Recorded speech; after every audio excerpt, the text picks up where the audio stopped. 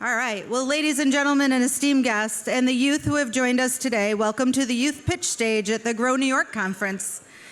This is where innovation will meet inspiration. In the ever-evolving world of agriculture and food systems, we're at a cusp of opportunity, and today we're going to hear our final 5 of 10 pitches. I read all of the applications, and each one was inspirational, filled with energy, creativity, determination of the exact people who are going to be the leaders in our food sector. It's you guys out there.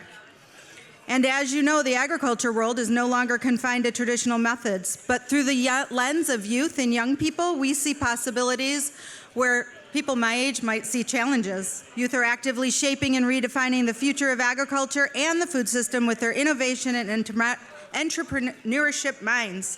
And to each of you presenting today, those 5 ones that are getting up here, remember that each idea that you present has the power to revolutionize the way we grow, distribute, and consume food. You're supporting the science, engineering, and technology and that food supply chain. We're going to feed the world, and it starts right here with you. 4-H, we call this Agents of Change. Embrace the challenges, champion the innovation, and let your ideas flow. So again, welcome to the Youth Pitch Stage, where innovation meets inspiration. And I'm going to introduce our judges. They come from industry and youth development backgrounds and government. They're going to take time to hear your pitches today and ask questions from each of you with a strength-based perspective. We have Damali Winter, Assistant Commissioner for New York State Department of Agriculture and Markets. Damali? Andy Turner, Associate Deans of CALS, Director of Cornell Cooperative Extension, and he's still serving as the outgoing Director for the New York State 4-H office. We have our industry leader, Rob Salamita, CEO of Salamita Speedies. And if you don't know what a Speedy is, because you don't live here, you need to find out, but think New York State Fair. And then we have Ella Underberg, President, New York State FFA Centennial. And we have our timekeeper today, Keely Schilde, and she is keeping time for all of our pitches. Youth are going to be competing for the following prizes, and those prizes were provided by our great friends at New York State Ag and Markets Taste New York program. First place today will receive a prize of $3,000 for business and education expenses. Second place, $2,000. Third place, $1,000. And fourth through 10th place will each receive $500. And these all go toward their education expenses. And we're not going to delay anymore. We have pitch number 1 coming to the stage.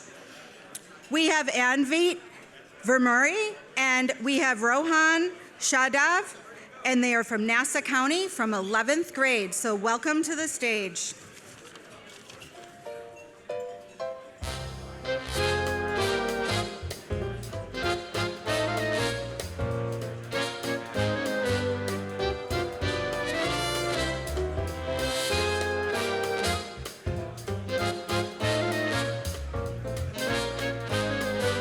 Some judge prepping. I like it.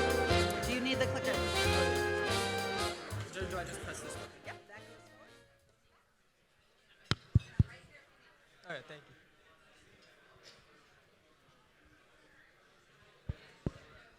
Start. Yeah. Hi, my name is Rohan Sachdev, I'm Anvi Vimuri. and we're pleased to present to you Eco Harvest Solutions, growing goodness, feeding the future. Did you know that 640,000 tons of food is wasted every year in farms in New York? Additionally, 1 million New Yorkers are food insecure. The main problem is there's a lack of awareness, inefficient harvest, storage, and disposal practices. And that all adds up and contributes to carbon footprint. To solve this problem, we want to connect farms with food banks. We're going to take the excess produce that are from the farms and then donate it to the food banks, who will then donate it to the underprivileged community. Our main source of labor will be volunteers. We will have volunteers at 3 separate locations. The first one will be at farms, where they will harvest the food. The second will be the volunteers who transport the food from the farms to the food bank. And then the third one will be the volunteers who are at the food banks distributing the food to the underserved community. You might be wondering, why would farms want to work with us? For starters, we would bring new consumers to the farms by promoting them on our social media and our web pages. Secondly, we would connect farms to other farms by hosting networking events where they'll be able to gain new intelligence and new practices. Lastly, we would also provide a service where we will repair and replace damaged tools that are necessary for our process. We know that we are not the only ones trying to solve this problem. However, we have a few characteristics that make us unique. Firstly, we will have a farm-to-table experience day and a harvest day where volunteers and consumers alike will be able to go to the farm and see the vast amount of produce that they have to offer. Additionally, we will have guided farm tours conducted by the farmers. We will also have educational talks in schools to increase the awareness to students as well. Lastly, since we are committed to reducing the carbon footprint in farms, we will have a zero waste initiative where we will discuss methods to reduce the amount of greenhouse gases coming from farms. So, to help us on this journey to find a solution to this problem, we identified an industry mentor. She has 20 years of experience in farming, and she's located right here in Brentwood, New York, and she owns and runs her own farm, so she understands our local problem and how to help. Since we offer services to help to incentivize the farmers to work with us, such as repairing and replacing any damaged tools, we included that in our cost analysis.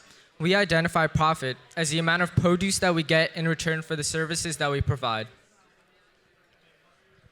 To demonstrate how we came up with our design and thinking process, we created this timeline to show you the steps we took from brainstorming to finalizing our idea. Our main source of marketing will be through social media platforms like Instagram, Facebook, and Twitter. We're going to advertise the farms that we work with and our business as well. Here are a few sample posts. So you might also be wondering, how are we getting funding for a project like this?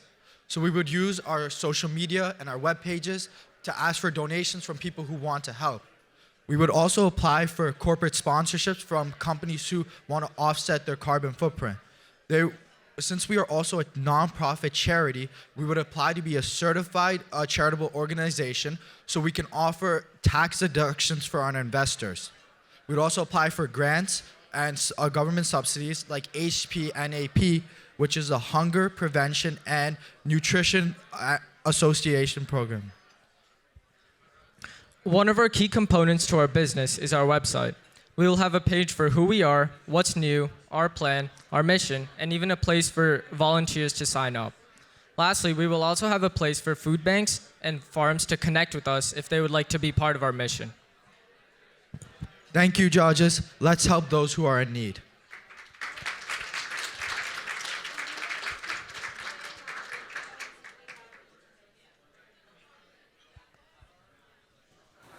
Hi, thank you for coming in today. My question is, do you have any identified communities that you are interested in starting your model in? We're mostly interested in Long Island, but we definitely hope to expand to all of New York.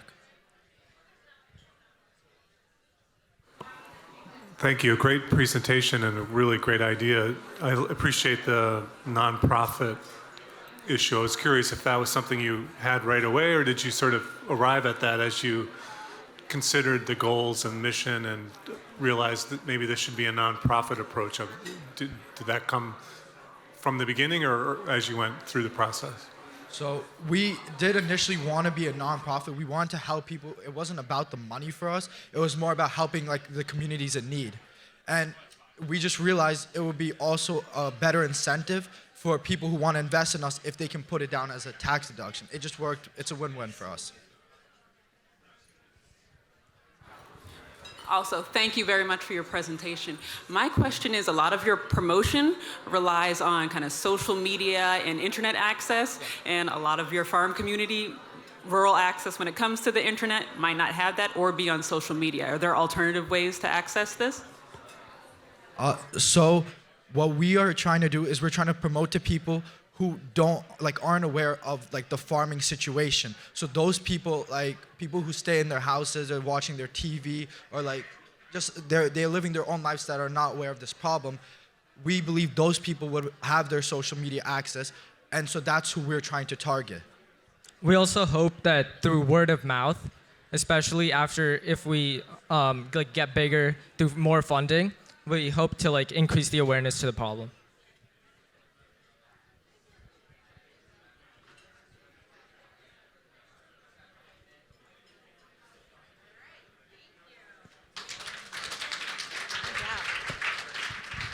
Great job. All right, next coming up to the stage, we have some returning pitch today. Gordon Tidbits and his brother Kyle Tidbits. They're in the 9th and 4th grade in Oneida County.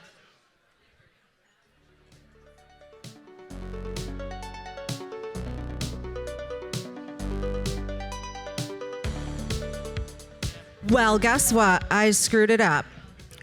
Next we have, and we have to go in line because of the slides, didn't have those glasses on.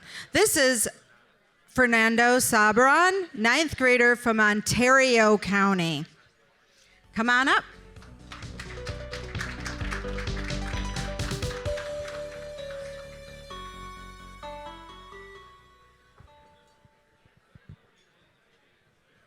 I'm just gonna wait 1 minute so that they can get the judges their stuff.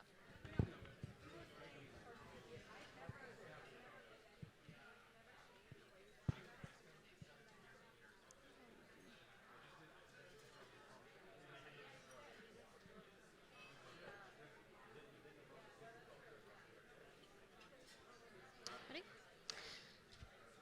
Did you know that in the last 20 years, the number of hog farms in the US has reduced by half?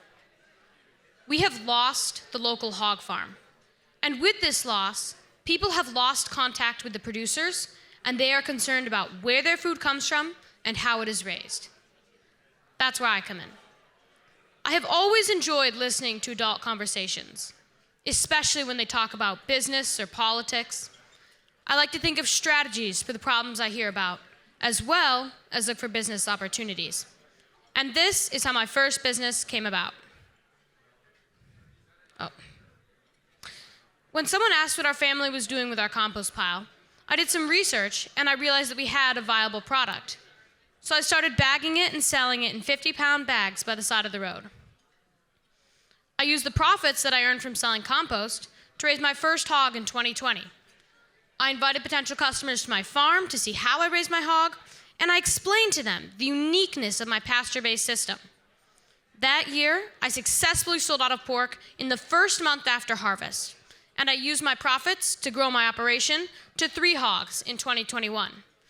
That year, however, I ran into a lack of storage space, but I still sold all the pork, and since then I have tried to contract raise whole or half hogs in order to avoid my storage space problems.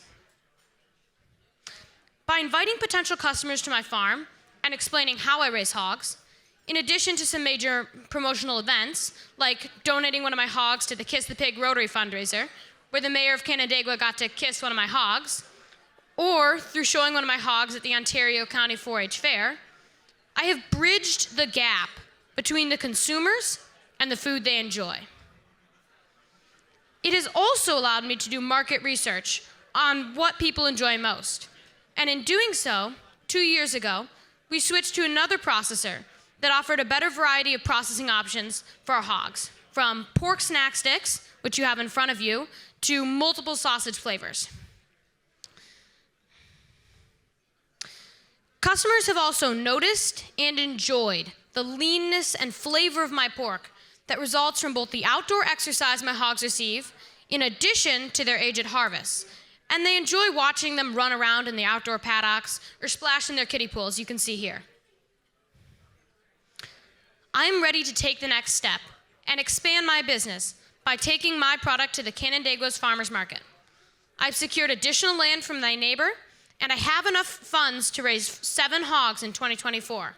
However, I still need to increase my freezer space in order to store the pork to be sold at the farmer's market and to fence in the new pasture space. I will continue to offer contract-raised whole or half hogs, in addition to selling by the cut, with some promotional packages, such as the sampler package, which allowed me to sell some of the most popular cuts with the less popular cuts for a small discount.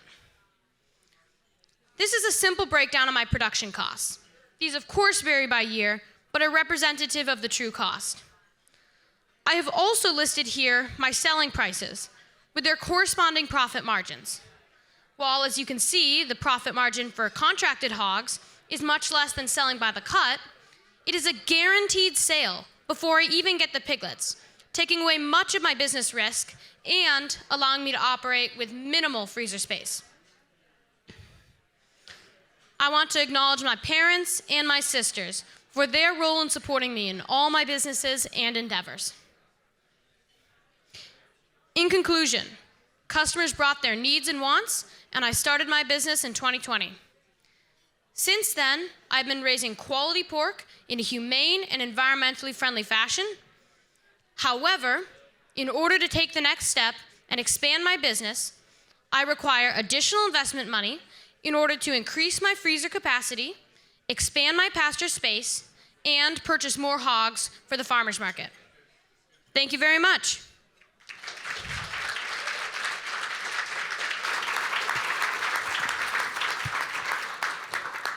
Are there any questions?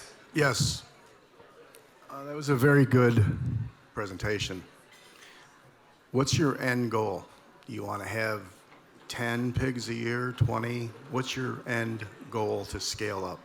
So with the new land that I have from my neighbor, I could probably raise at least 14 hogs at one time.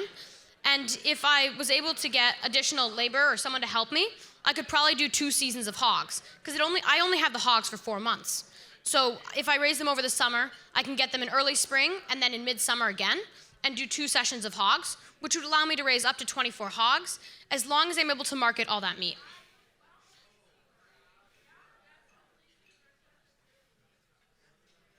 Hi, have you found that over the years your customers tend to come back from year to year? Yes.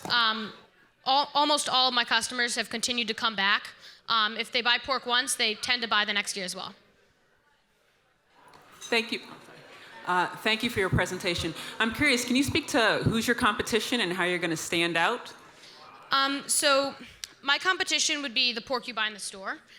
So that pork, I honestly feel like they're different markets. The people who really care about their food, what they're buying, and where it's coming from are the people that I'm targeting. And there's a lot of those people, especially in local communities. They really want to see local pork, that they can see where it's coming from, and that they know the people who are raising it. Does that answer your question completely? Yes, thank you. Thank you, Fernando. That was fantastic and really great story and really well described to us. I'm curious about 2 things. One, is there any particular pork breeds that you're focusing on or interested in or curious about, or how does that fit into the marketing? And also, is there a point when you need more labor than you can provide on your own? Is that somewhere in your business future model? Probably at the point when I start, if I were to do 2 sessions of hogs, I would probably require more labor to help me with that, because there might be small overlapping periods where that would be a lot in the mornings and evenings. And at that point, I would also be large enough to afford to pay for labor. But until that point, I should probably be able to do most of the labor myself. Of course, my parents help me with transportation, bringing the hogs, sending them to processing. What was your first question? The breeds. Oh, we tend to get Berkshire crosses. Those tend to work very well for us, and our customers have been satisfied with the meat.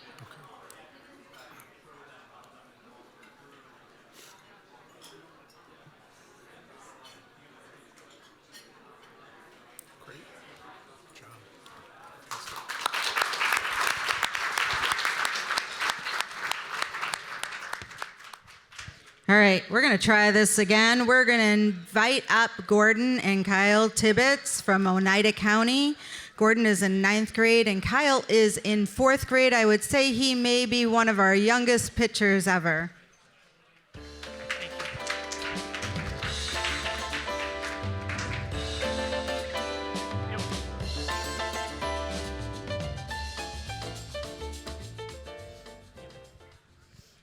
Hello, my name is Gordon Tibbetts.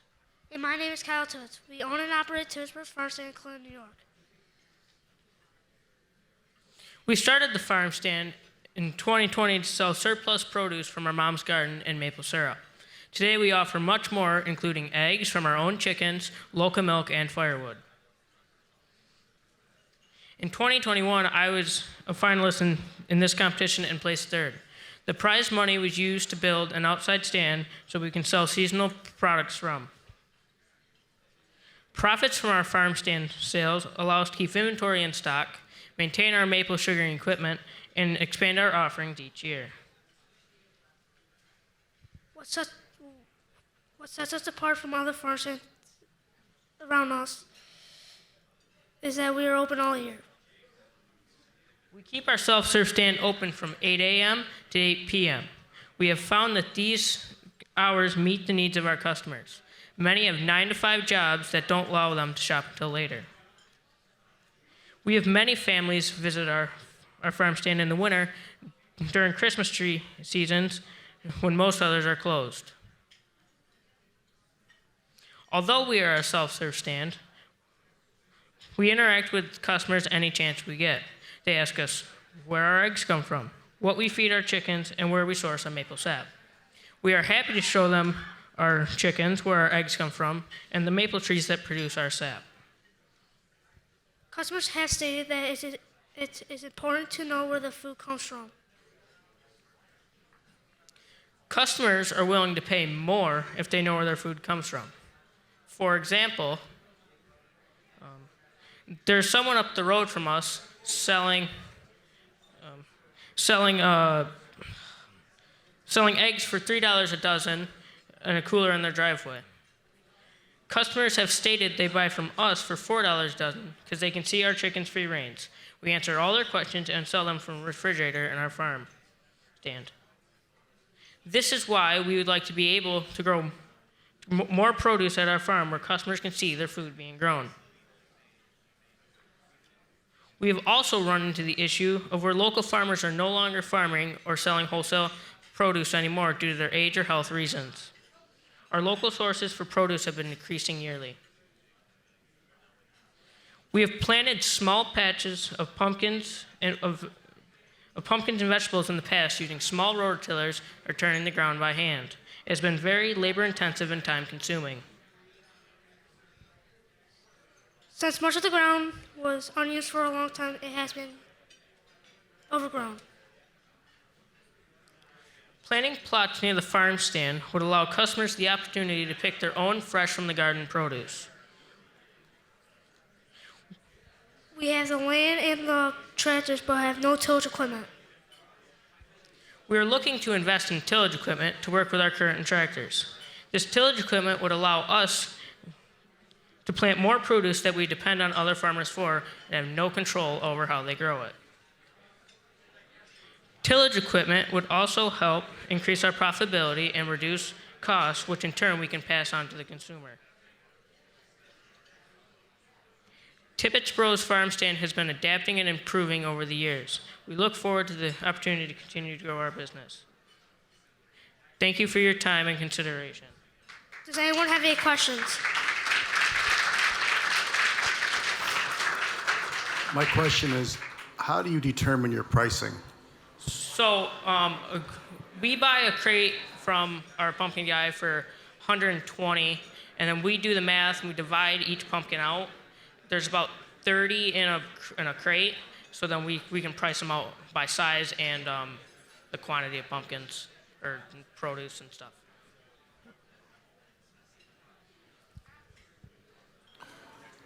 Good job, really good job. How are you thinking about the places you might expand in terms of knowing what the customers are looking for? Is there a way, is it experimentation, or are you doing some asking questions? How are you going about that? Yeah, so I ask a lot of questions when there are customers at our stand. And we are also experimenting with like different farmers markets and shows.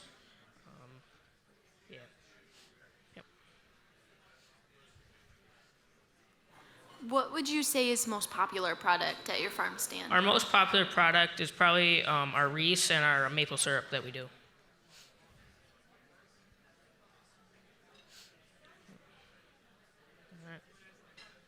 Okay.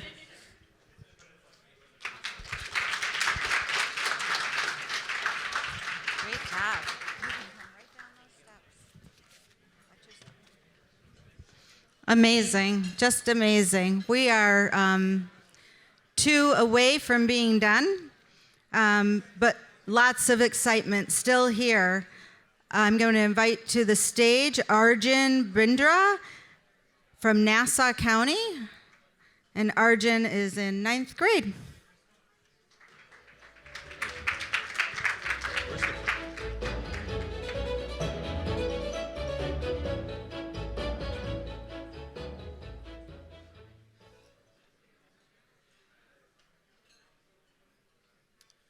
So before I get into my presentation, I wanted to look at this graph with you guys.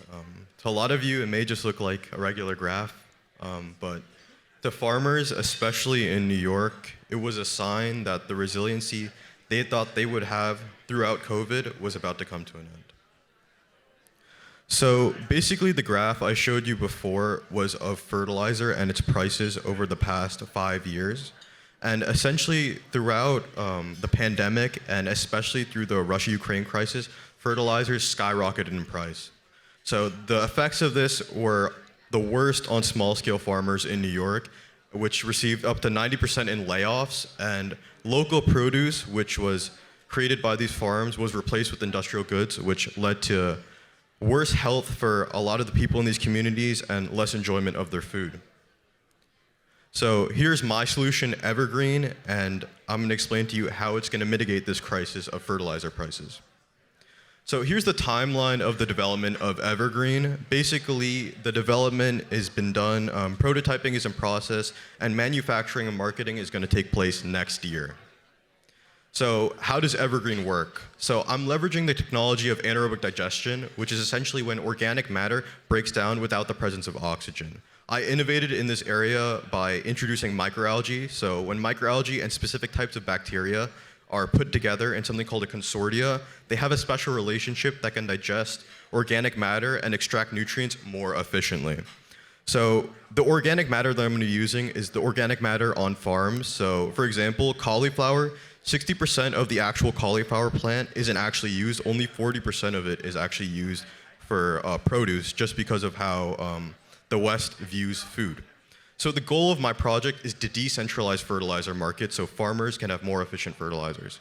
So here are the prototypes. I also innovated by reducing the costs of traditional anaerobic digesters. On the bottom are the traditional types, which are made out of metal. I changed the model so that it's made out of tubular film, which is a much more cost-effective material. I also added an extra tank for the microalgae.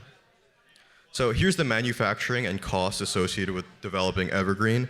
As you can see, the tubular film costs $250 for 9 feet by 4 feet, and the bottom two, the Chlorella vulgaris and the microalgae, are very cheap. People actually buy them for science classes.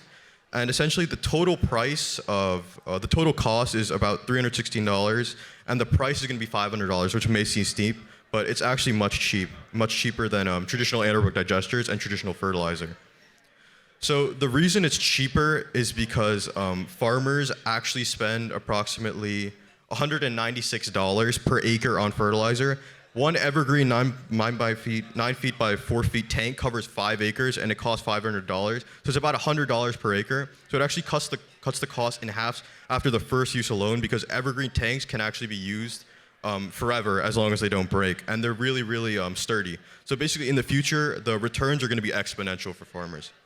So we're going to market this through promotionals on ag websites, social media ads, and agriculture convention sponsorships. I think that's the best way to go, directly to farmers and show them that other tech may be more expensive or more fancy, but just innovating in technologies that have already been used may be more effective for increasing their margins and increasing sustainability.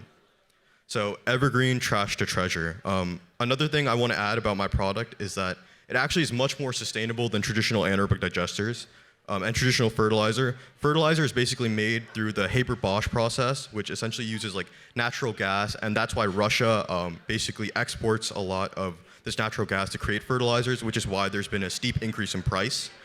Essentially, through anaerobic digestion, once you digest the organic matter, you get the digestate, which is the fertilizer that I'm going to be leveraging, and then you get something called biogas. So biogas is this fuel that's basically very efficient, and it's really versatile in how you can use it. And what I'm going to do is I'm going to use the biogas to basically fuel the entire process of anaerobic digestion, making this whole process endothermic and sustainable. So, thank you.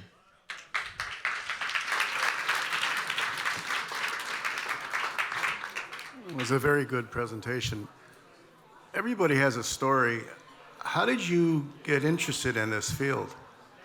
So my family in India are farmers, and I've seen a lot of hardship, especially with costs. India's been, especially in the region of West Bengal, has seen steep increases in fertilizers, and there's been farmer suicide, so that farmers can basically cash out and basically get the money from life insurance, give to their family, so that their family doesn't go through the financial hardship of farming.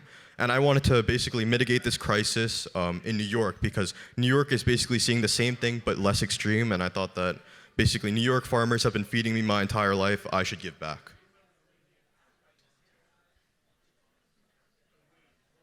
Who do you find to be your biggest competitor within this business?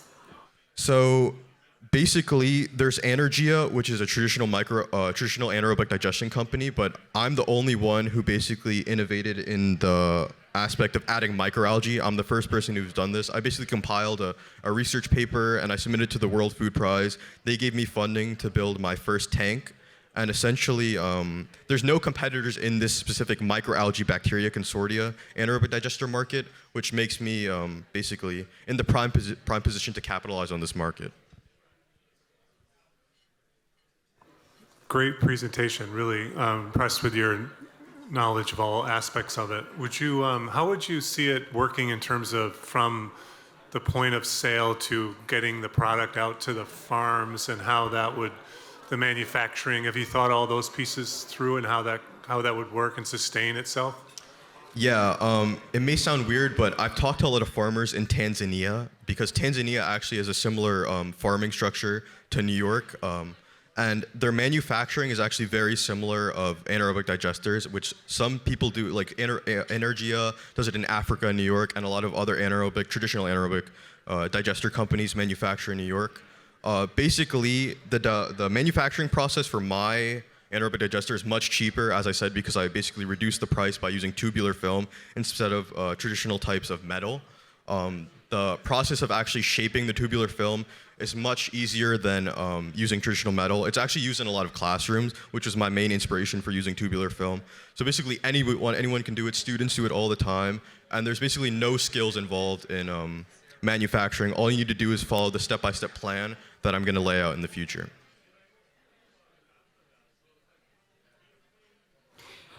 Yes, I'm curious, is there any type of pilot? Have you had farmer feedback on what this looks like in application?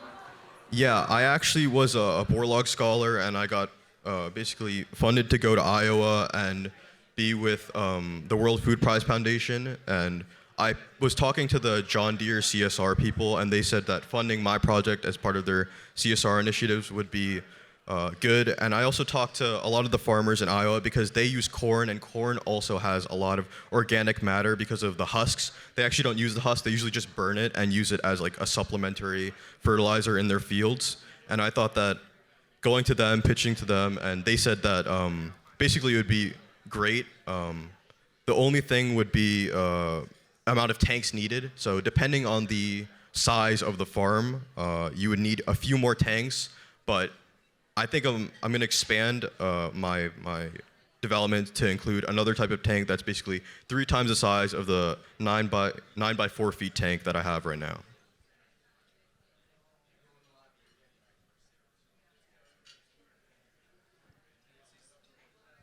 Thank you.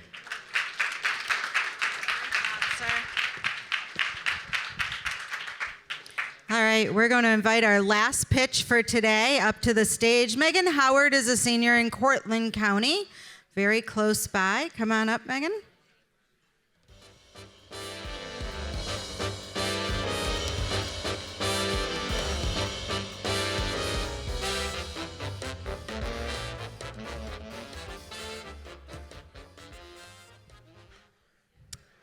Do you suffer from rashes, bumps, burns, or uncomfortable skin conditions while simply trying to moisturize? This could be a result from the preservatives, which are found in many of the facial creams that are used around the entire globe. The preservatives are cancer-causing, and they can cause depletion of the skin's layer, and they can cause biome depletion once disposed of. Hi, I'm Megan Howard, and I want to take the preservatives out of the skincare cream. Preservatives like Afflection B12, carcinogenics, nitrates, BHA, and parabens are all cancer-causing chemicals and preservatives which are found in the creams. Many of the creams that are advertised as all natural are actually found to be lists and lists full of preservatives. I'm looking on taking the preservatives out to help. Parabens focus more on the women because it's targeted at the estrogen levels. When you put the parabens within the creams and then you use them, it goes through your pores and into your bloodstream, which can raise your estrogen levels. When raising your estrogen levels, that allows the estrogen levels to heighten, which leads to a higher risk of developing breast cancer. Whether you're risked for it or not, once you put parabens in your body, you are. That's why it's important to try to look for lists that do not have the preservatives. My aloe cream is used with aloe barbados, aloe ferox, aloe sapirina, and aloe arborescent to help take the natural properties out of the aloe. Aloe has natural properties such as anti-aging, anti-inflammatory, and moisturizing properties, which are good on their own, but when mixed with properties such as coconut, almond, rice, and CBD products, it allows for a more subtle and clean moisturizer. You want a clean moisturizer because with the preservatives on your skin, it can cause issues deeper than just cancers and that. It can cause the chemical balances, which will lead to farther skin problems in the future. The anti-aging properties are perfect for trying to keep your skin looking healthy and young, because everybody wants a little bit of that in their life. And that's why it's important to try to focus on that aspect of taking it out.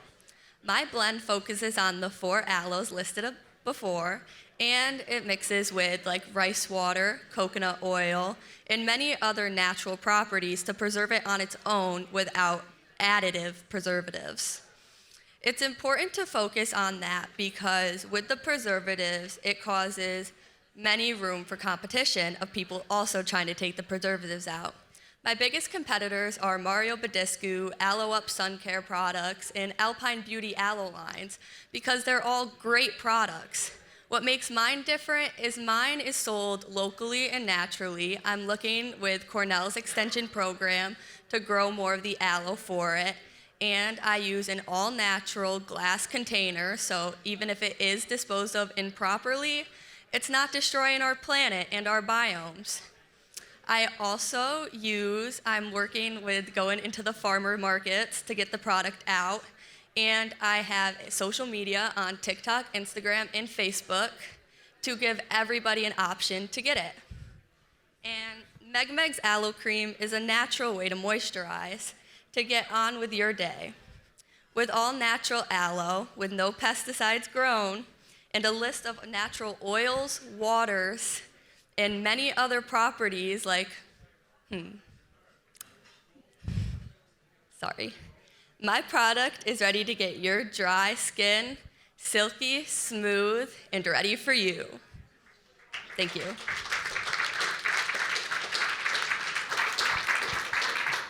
Meg, that was very nice. Have you taken this product to Geneva for the Cornell processing?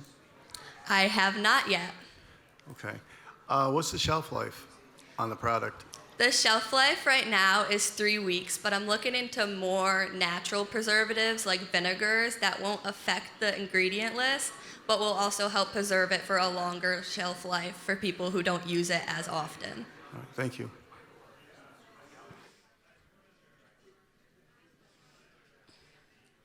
Do you have any other products in mind to potentially expand your business in the future? I plan on sticking with moisturizers. I want to move into more body moisturizers for not just your face, so you can use them all over. And I'm making a Google form so that people can put what their skin type is so that they can find the best ingredients and the best cream for them so I can make personalized creams. Thanks, Megan. Really, really interesting. I'm curious about the local market, which sounds really like a great idea, and how you're sensing the pricing with the products you mentioned that are quality but not locally. How are you thinking about the comparison and what the consumer's willing to do in terms of price? How much can you charge, and how do you know where that point is, where it's too expensive or just right? I'm working with the product as I price it with the aloe. My aloe plants were all $4, and I've grown them from babies to adulthood, so I can harvest them myself. And then the flowers I work with, I'm trying to work with farms around the area to get them to make my own flower so that it can go into the product to mix with it to make the creams like even more natural, like so I know where everything is coming from. And the pricing, I want to do $5 per container. I'm working on getting my Etsy shop up to release on the 29th so that everybody can try it. I use it personally, and it works on my brother's strawberry bumps that he gets down his arms.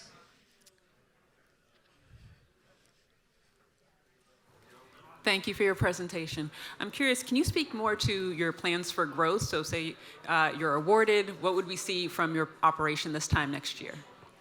I want to open up more to more farmer markets that are around the area, and I want to get more containers of the glass containers so it can continue to be sustainable.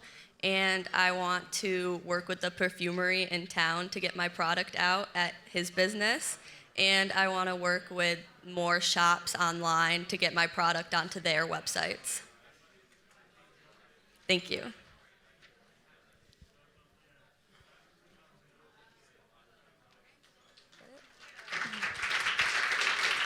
Good job.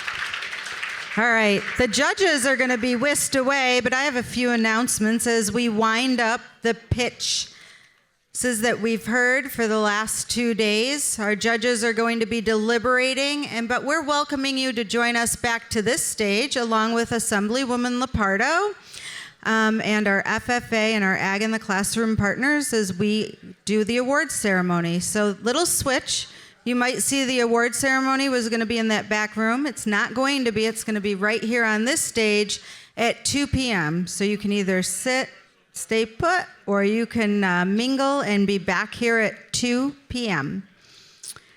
Cornell Cooperative Extension thanks all of our partners at Agriculture and Markets, Ag in the Classroom, FFA, 4-H, and the staff here at Grow New York. They're the champions behind this program. It would not be possible without all of them or without all of you who are supporting young people launching into the agriculture food system. Thank you very much for listening to the pitches.